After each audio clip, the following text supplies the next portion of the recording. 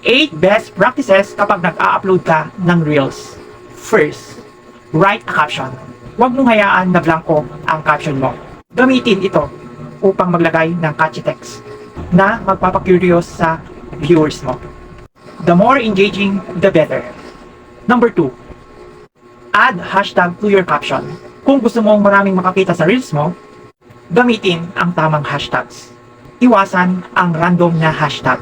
Dapat laging related sa content mo para mas maraming audience ang maabot.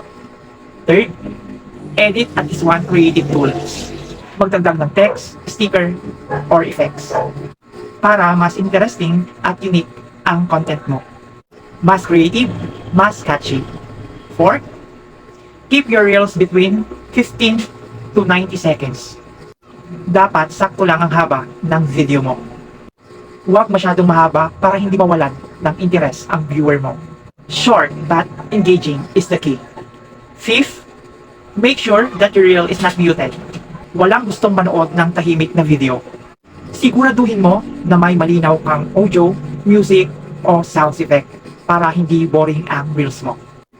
Number 6, ensure that your reels is at least 720p. Kapag mataas ang quality ng video mo, mas professional tignan at mas enjoyable na panoorin. Avoid blurry videos. Aim for HD. Number 7, share your reels to group. Kung gusto mong maraming views at engagement, i-share mo ito sa Facebook groups na related sa content mo. And 8, share your reels to your story. Huwag na huwag mong kalimutan na i-share ang reels mo sa iyong Facebook story. Mas madali itong mapapansin dahil nasa taas ito ng feed ng mga tao. So, kung gusto mong i-level up ang Facebook Reels mo, sundin mo lang ang mga tips na ito at boom! Mas maraming viewers, mas maraming engagement. So once again, this is Team LBCT Vlogger. Follow for more tips.